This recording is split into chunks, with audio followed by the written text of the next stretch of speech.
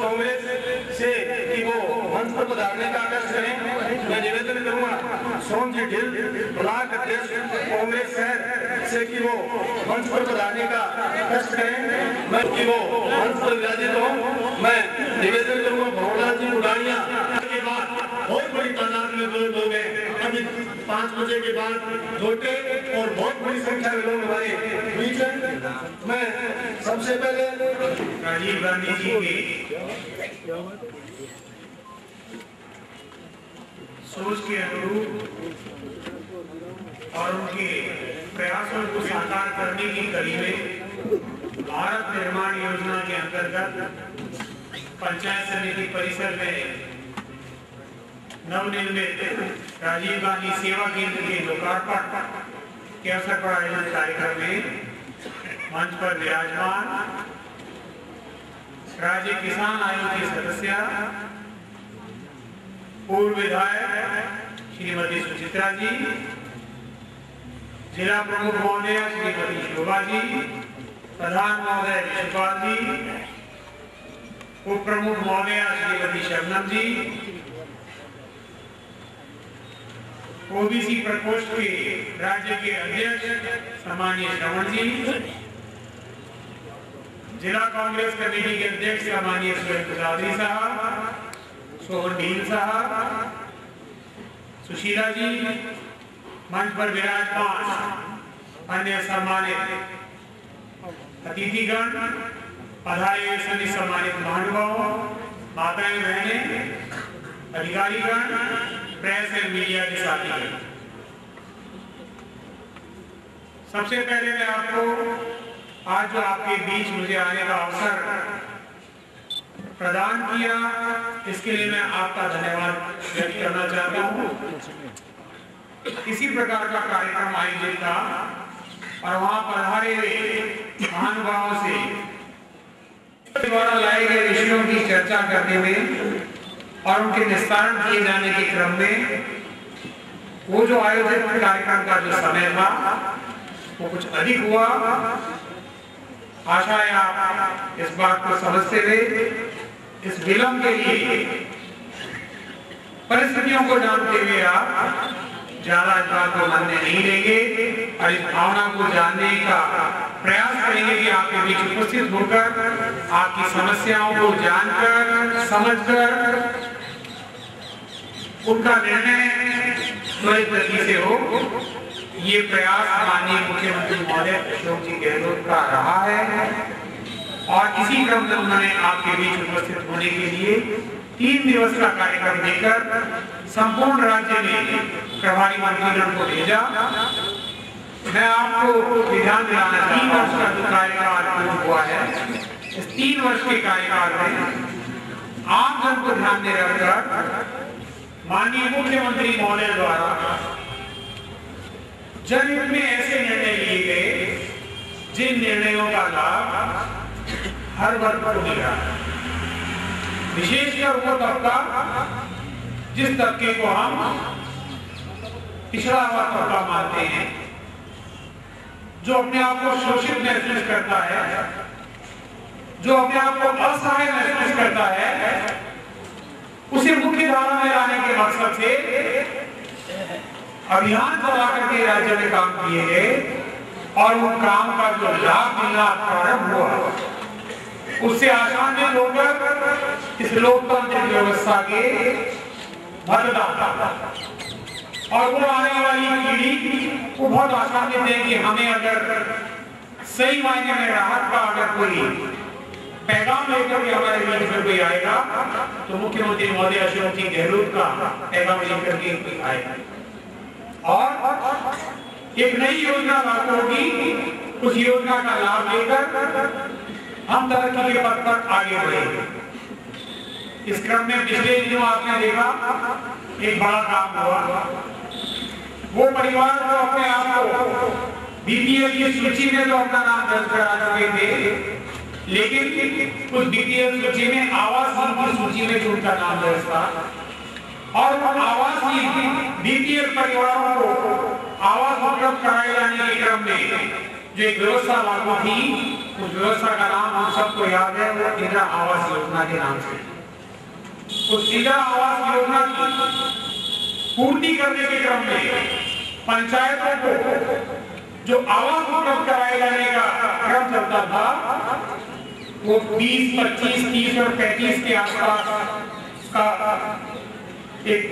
सूची हुआ करती थी, जो कि 5 साल में हमें आवास मिल पाते। और लंबी सूची इतनी लंबी थी कि उस सूची का निस्तारण करने का अगर क्रम उसी प्रकार से चलता रहता तो लगभग 20 से 25 वर्ष बीत जाने के बावजूद भी उस सूची का निस्तारण नहीं होता। आज एक और ये माहौल है, कड़कड़ाती सर्दी है, चिलचिलाती गर्मी है, और जब तेज वर्षा की बौछार आती है तो उसमें तो एक स्वस्थ व्यक्ति भी अगर भीग जाता है तो मलेरिया की चपेट में आ जाता है। ये 12 मास की मार झेलने वाला वो असहाय व्यक्ति जो इस नीली छत के नीचे अपना जीवन यापन व्यतीत करता था, और वो सोचता था कि मेरी भी कोई सुनेगा क्या। उस बात को ध्यान में रखकर, उनकी उस तकलीफ को समझकर माननीय मुख्यमंत्री महोदय ने राज्य में एक योजना लागू की, और उस योजना को नाम दिया गया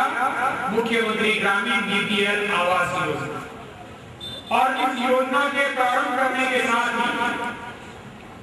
3 वर्ष का जो समय अवधि तय की गई, इस 3 वर्ष की समय अवधि में राज्य में 10 लाख बीपीएल आवासीय को आवास उपलब्ध कराए जाने का बीड़ा उठाकर इस कार्य को प्रारंभ किया गया, जिसके क्रम में 4,37,000 आवास आपको समर्पित कर दिए गए। इन प्रयासों को ध्यान में रखकर केंद्र सरकार ने भी बीपीएल आवास के क्रम में जो इंदिरा आवास आया करते थे, सरकार को बोनस के रूप में और आवास उपलब्ध कराए, क्योंकि सरकार ने इतने अच्छे रूप से उस कार्य का संपादन किया कि केंद्र की इस योजना को लागू किए जाने के साथ प्रभावित हुआ। बार-बार एक बात आती थी, बहुत सी योजनाएं लागू की गई, 2 रुपए किलो का गेहूं दिया जाएगा, अंत्योदय परिवारों को गेहूं उपलब्ध करवाया जाएगा, एपीएल को गेहूं उपलब्ध करवाया जाएगा, कैरोसिन की उपलब्धता करवाई जाएगी। ये सब व्यवस्था लंबे समय से चल रही थी, लेकिन देखा यह जाता था कि आवंटित राशन की दुकानें खुला नहीं करती, कब खुलती थी, किनको राशन मिलता था, ये प्रश्न चिन्ह बना रहता था। और अधिकांश शिकायतें रहती थी कि राशन कार्ड तो हमें मिल गया है, राशन की दुकान खुलती नहीं है, और जब कभी भी जाते हैं तो राशन बढ़ चुका है, ये समाचार मिला करता है। इस बात को जानकर व्यवस्था कायम की गई कि आपके स्थानीय कर्मचारी की उपस्थिति में हर महीने की 22 से और 28 तारीख को राशन उपलब्ध कराया जाएगा। आज 22 तारीख है, आज मैं स्वयं एक राशन की दुकान पर गया और मैंने उस मौके पर जाकर वहां की स्थिति को देखा, वहां के रिकॉर्ड को देखा, गत माह में जो राशन आमंत्रित किया गया था उस पूरी सूची को देखा, और इस बात को जाना और माना कि इस व्यवस्था का लाभ आज हर व्यक्ति जान गया है कि उसको मिलने के लिए निश्चित है। ये पारदर्शिता की व्यवस्था किसने लागू की? माननीय मुख्यमंत्री महोदय अशोक जी गहलोत ने आप लोगों के द्वारा प्रकट किए गए विचारों के क्रम में इस व्यवस्था को लागू कर दिया। हर स्थान पर एक बात आती है, स्वास्थ्य खराब है, डॉक्टर नहीं मिलता, नर्स नहीं मिलती। डॉक्टर मिलते हैं तो जो दवाइयां मिलते हैं वो दवाइयां बहुत महंगी होती हैं, और उन दवाइयों को खरीद कर एक आदमी अपना इलाज कराने का सामर्थ्य नहीं रखता।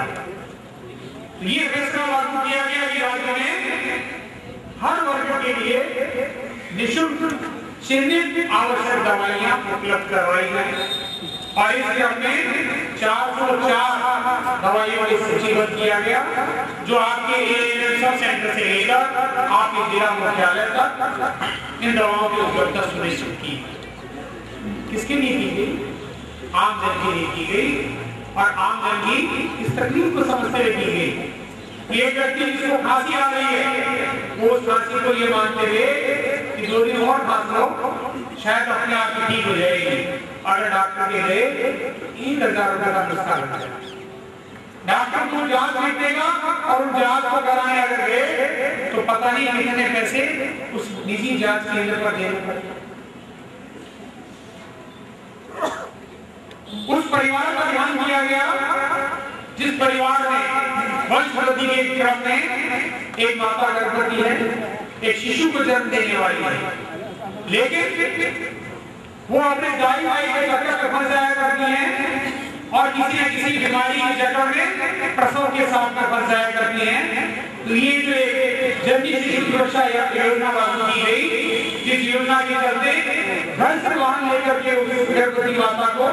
नजदीकी अस्पताल तक लेकर के जाते हैं और प्रसव उपरांत उनको वापस घर तक पहुंचाते हैं और सारी व्यवस्था सरकार द्वारा वहन की जाती है, चाहे उनकी दवा की बात हो, चाहे उनके इलाज की बात हो या उस गर्भवती माता के अस्पताल में भर्ती होने के दौरान उनको भोजन उपलब्ध कराए जाने की बात। हम सब लोग स्वस्थ रहें, दीर्घायु हो, ये कामना हर व्यक्ति करता है। आप इसमें जनप्रतिनिधि की कामना करते हैं क्योंकि निर्वाचन क्षेत्र में बसने वाला हर परिवार निरोगी हो, दीर्घायु हो। लेकिन होता क्या है, आज का दौर मिलावट का दौर है। कोई भी चीज खरीदने जाओ, हल्दी खाना खाते हैं तो शायद खाने में कम होती है, उंगलियों में ज्यादा लग जाती है, बाद में पता लगता है कि हल्दी नहीं रंग। लाल मिर्च की बात करते हैं, उसको कितनी डालकर खाने में आपको तीखेपन का एहसास नहीं होता। दूध की बात करके आ रही थी और ये बात बार बार आती है, जो दूध आज के समय में उपलब्ध है वास्तविक रूप से उसका प्रोडक्शन, उसका क्या भी नहीं।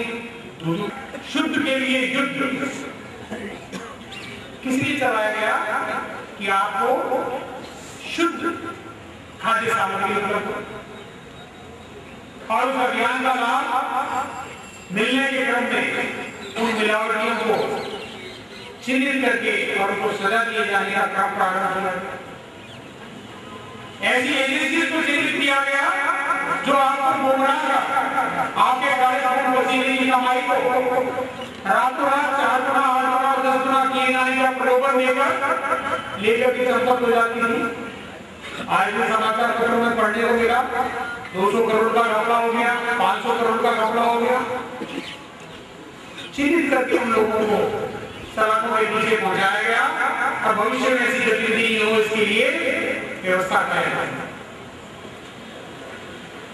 मैं आपसे ये कहना चाहता हूं,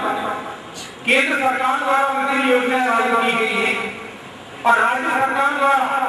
उन योजनाओं को आप तक पहुंचाए जाने के क्रम में ये प्रयास किया जा रहा है कि हर पात्र व्यक्ति तक वो लाभ पहुंचे, जिस लाभ को प्राप्त करने के बाद वो अपने जो तकलीफों को दूर करे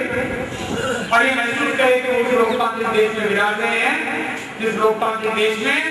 उनके किए गए वोट से कायम हुई सरकार और उसका जनप्रतिनिधि उनके लिए कुछ करने का मन रखता है और न सिर्फ मन रखता है,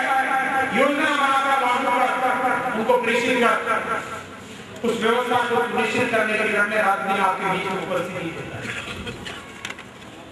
फिर भी इन सब व्यवस्थाओं के लागू हो जाने के बावजूद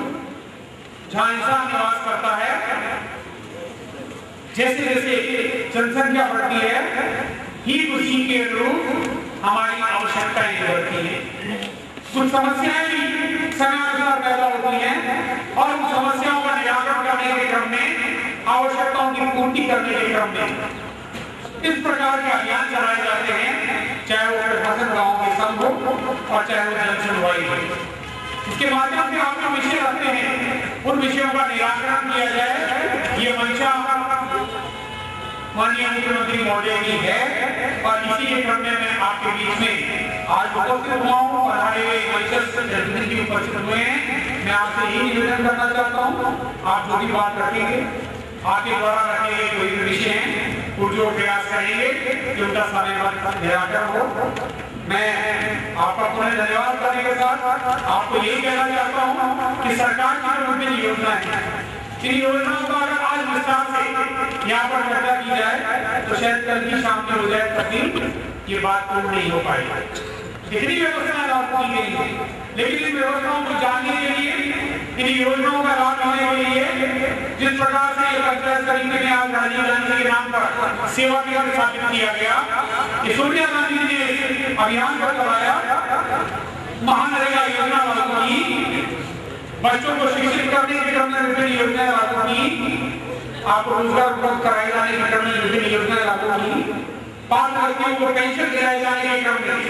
विभिन्न योजनाएं लागू की। इन सब की जानकारी तभी मिल पाती है या तो हमारे पास वो समर्पित कार्मिक उपलब्ध हो जो पूरा दिन बैठ करके हमारे को हमारी आवश्यकता के अनुरूप योजनाएं बताता रहे, या इस प्रकार के स्थापित सेवा केंद्र जो कि हर पंचायत स्तर पर स्थापित किए गए हैं, आप वहां पर आए।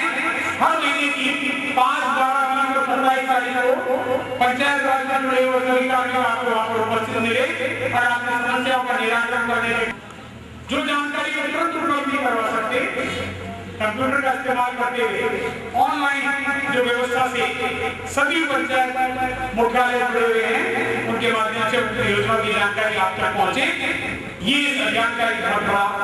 अंग है। तो मैं आपसे ये निवेदन करना चाहता हूँ, राज्य सरकार द्वारा जो योजनाएं लागू की गई है, आज चाहे आंगनबाड़ी केंद्र की बात करो, जाते हैं वहां पर लाभार्थी है वो कुछ संख्या में नहीं जा पाते जिस संख्या में उनको जाना चाहिए। उस बालक के लिए जिसको हम पोषण से मुक्त रखने की बात करते हैं, उसको स्वस्थ रखने की बात करते हैं, जिसके लिए वहाँ व्यवस्था कायम की गई, देखते हैं कि वो लाभ कब ले पा रहे हैं। तो मैं आपसे यही कहना चाहता हूँ, सरकार की योजनाओं का लाभ लें, आगे बढ़कर करके ये लाभ लेने के क्रम में आप अगर अपनी उपस्थिति दर्ज कराएंगे, एक पात्र व्यक्ति को उस योजना का लाभ देने के क्रम में आप अगर उसकी कुछ मदद कर पाएंगे तो सही मायने में न सिर्फ उस पर उपकार होगा बल्कि लोकतांत्रिक व्यवस्था पर उपकार होगा। उन्हें मैं आपका धन्यवाद व्यक्त करना चाहता हूँ, माननीय प्रधानमंत्री का भी आभार व्यक्त करना चाहता हूँ कि उन्होंने आपके बीच आने का अवसर प्रदान किया। और आपसे निवेदन करूंगा कि जो भी मेल आएगा, अन्य बधाई प्रतिनिधिगण के लाएगा, कोई विषय आप फरमाएं, हम पूरी प्रयास करेंगे कि आपकी समस्या को निराकरण हो।